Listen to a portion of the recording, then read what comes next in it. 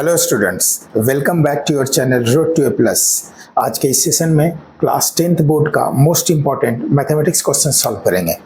Question है, a boat goes 30 kilometre upstream and 44 kilometre downstream in 10 hours. In 13 hours, it can go 40 kilometer up stream and 55 kilometer down stream. Determine the speed of a stream and that of boat in a still water. यानी कोई boat है जो 30 kilometre upstream and 45 kilometre down stream में जाने में time लेता है इसको 10 hours। अब अप स्ट्रीम और डाउन स्ट्रीम यहाँ क्या है ये समझना है। अप स्ट्रीम उसको कहते हैं जैसे जिस डायरेक्शन में वाटर फ्लो हो रही है, उसी डायरेक्शन में जाना को कहते हैं डाउन स्ट्रीम। यानी जिधर पानी बह रहा है उधर ही यदि बोट जा रहा है तो उसको कहेंगे डाउन स्ट्रीम, और जिधर पानी बह रहा है उसके अपोजिट डायरेक्शन में जाएगा तो उसको कहेंगे अप स्ट्रीम। तो ऑब्वियसली जिधर यानी डाउन स्ट्रीम में स्पीड बोट का ज़्यादा हो जाएगा, क्योंकि अपना बोट का स्पीड जो ओरिजिनल स्पीड और उसमें स्ट्रीम मीन्स यहाँ पानी यानी वाटर की जो स्पीड है फ्लो होने का उसको कहते हैं स्ट्रीम। तो स्ट्रीम का स्पीड उसमें ऐड हो जाएगा जब नाव यानी बोट जिस डायरेक्शन में वाटर फ्लो हो रहा है उसी डायरेक्शन में यदि बोट जाएगा तो वो ज़्यादा स्पीड होगा। और कितना ज़्यादा होगा तो बोट का ओरिजिनल स्पीड और प्लस वाटर जिस स्पीड से फ्लो हो रहा है यानी स्ट्रीम, उस दोनों प्लस हो जाएगा। लेकिन जब अपोजिट डायरेक्शन में जाएगा यानी अपर स्ट्रीम में जाएगा तो उसका स्पीड बोट का कम हो जाएगा। और वो कितना कम होगा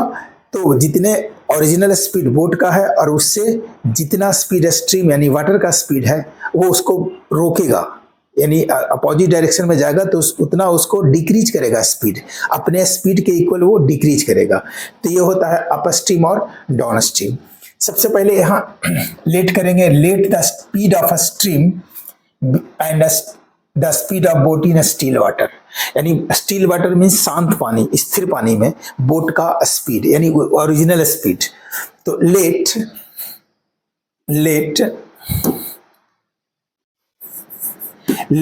a speed of boat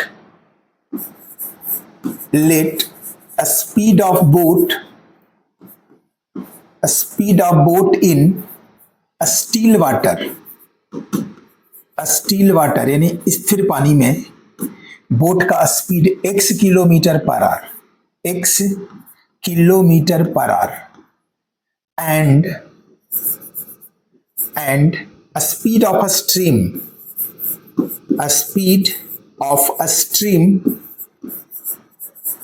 means water जो फ्लो रही है उसका speed y kilometre per hour. ये दोनों का स्पीड लिए, स्ट्रीम का स्पीड y किलोमीटर और बोट का ओरिजिनल स्पीड यानी स्टैग्नेंट वाटर है, ठीक है, स्टिल वाटर में यानी स्थिर पानी में उसका स्पीड x किलोमीटर है। Therefore a speed of boat in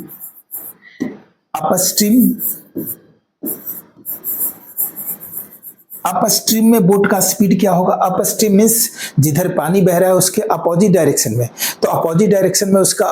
original speed से कम हो जाएगा स्पीड। ओरिजिनल स्पीड क्या था यानी स्थिर पानी में उसकी स्पीड थी x और वो स्ट्रीम का स्पीड y है तो वो अपने स्पीड से उसको रोकेगा, तो इसका स्पीड हो जाएगा अप स्ट्रीम में x minus y kilometre per our and speed of boat in down stream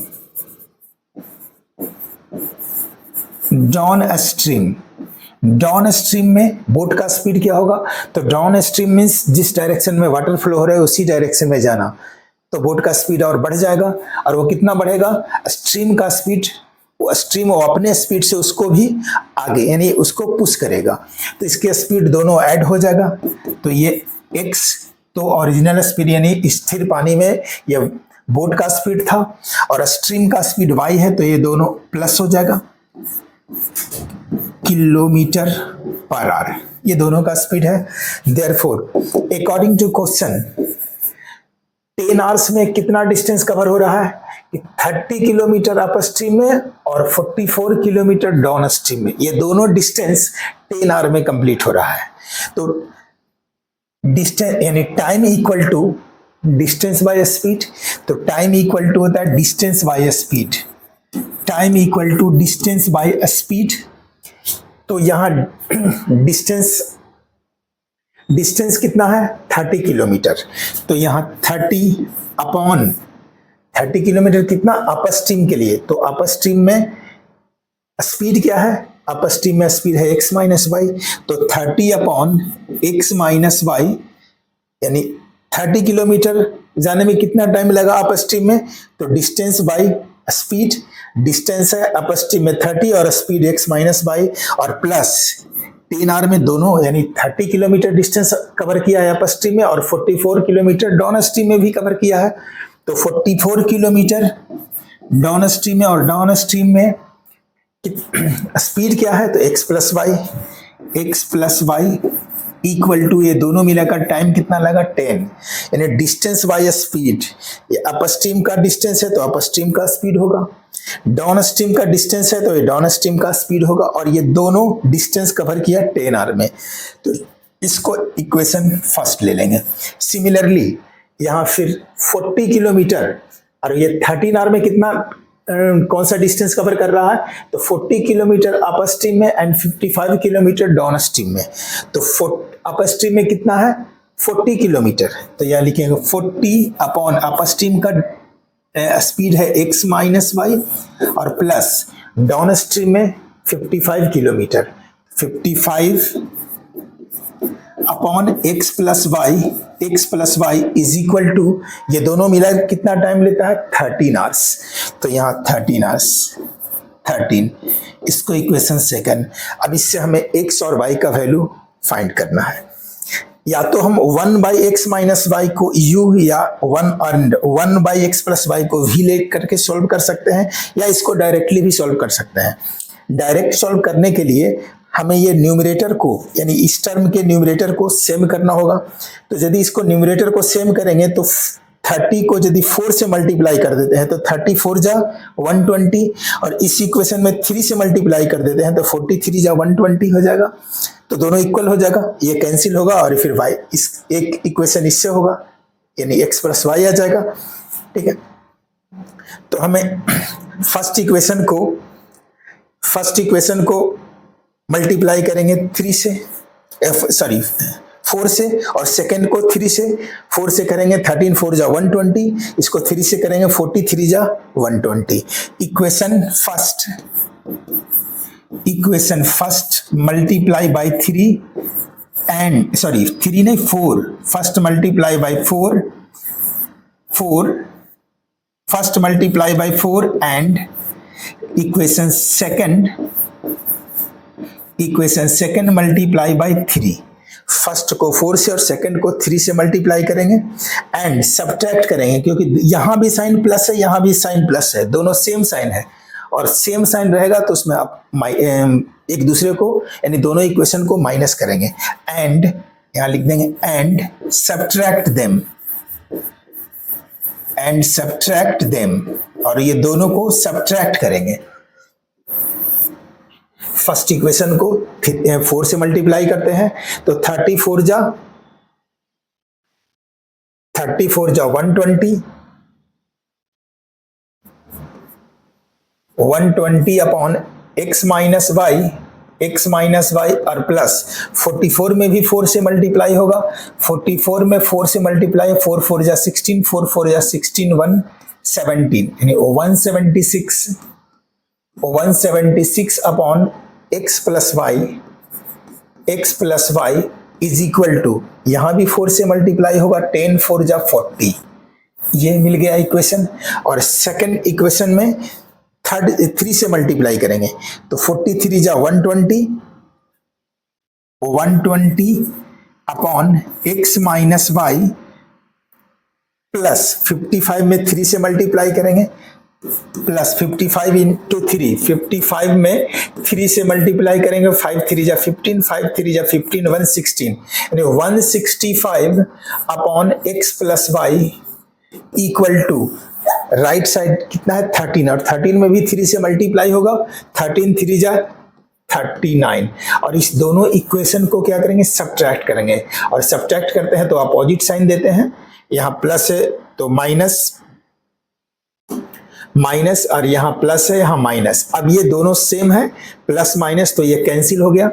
176 यहाँ क्या बचा 176 upon x plus y minus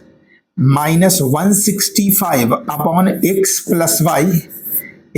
Y is equal to 40 minus 39 right side भी माइनस होगा 40 माइनस 30 यानी ये टर्म माइनस ये term equal to 40 minus 39 अब x plus Y LCM होगा ये दोनों में x प्लस वाई एलसीएम होगा तो यहाँ 176 minus 165 equal to 176 minus 165 equal to 40 minus 39 1 therefore x plus Y equal to 176 minus 165 176 65 minus करेंगे 11 होगा तो x प्लस वाई का वैल्यू कितना आ गया 11 इसको इक्वेशन थर्ड ले लेते हैं अब x प्लस वाई का वैल्यू इक्वेशन फर्स्ट में पुट करेंगे तो x माइनस वाई भी आ जाएगा तो यहां लिखेंगे putting the value of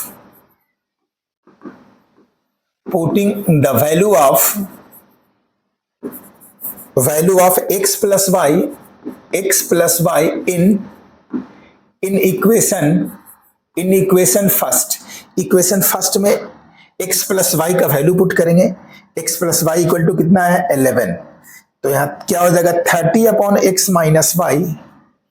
that is 30 upon x minus Y और plus 44 upon x plus Y और x प्लस वाई के प्लेस पे यहां 11 equal to 10 that is 30 upon यहां क्या होगा 30 upon x minus y plus 11 4 जा 44 10 माइनस 4 ये राइट साइड जाएगा तो क्या हो जाएगा 10 माइनस 4 यानी 30 upon x minus y 30 upon x minus y equal to 10 minus 4 6 ठीक है 6 वाई कुछ नहीं है 1 है 6 5 जा 30 यानी x minus y into 1 x minus y therefore x minus y equal to 5 आ गया और इसको इक्वेशन 4 ले लेंगे इक्वेशन 4 थर्ड यहां था 4 ही आ गया अब थर्ड और 4 को अब एकदम सिंपल इक्वेशन आ गया है x plus y 11 x minus y 5 अब इसको ऐड कर लेंगे एडिंग 3 and 4 3 और 4 को ऐड कर देंगे 3 क्या है third equation x plus Y equal to 11 और 4 है x minus y equal to 5 add करेंगे तो यहां plus y minus y cancel x plus x 2x equal to 11 plus 5 16 therefore x equal to 8 x का वैल्यू 8 आ गया अब किसी में थर्ड या फोर्थ में किसी में भी वैल्यू पुट कर देंगे x का तो y का वैल्यू आएगा तो सपोज दैट फर्स्ट में पुट करते हैं नेक्स्ट पेज पे आते हैं x का वैल्यू किसमें थर्ड इक्वेशन में पुट करेंगे तो यहां लिखेंगे putting the value of x in equation third equation में x का वैल्यू पुट कर रहे हैं यहां x इक्वल टू 8 आया है third equation x plus Y equal to 11 है x plus Y equal to 11, x plus Y equal to 11 और x के प्लेस पे 8 लिखेंगे, x का वैल्यू 8 आया है, 8 plus Y equal to 11, therefore y equal to 11 minus 8 equal to 3। x और y दोनों का वैल्यू आ गया। x किसको लेट किए थे? Speed of boat in still water और y स्पीड ऑफ स्ट्रीम, और यही दो फाइंड करना था। Determine the speed of stream, और इसको वायलेट किया है, and that of boat in still water, यानी speed of boat in still water. तो स्टील वाटर में बोट की स्पीड x और स्ट्रीम की स्पीड y, तो यहां लिख लेंगे therefore speed of boat in still water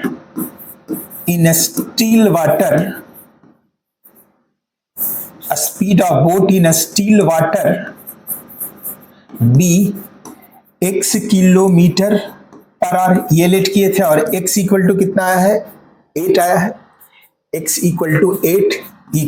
8 kilometre per hour, एक ये आंसर हो गया। और स्पीड ऑफ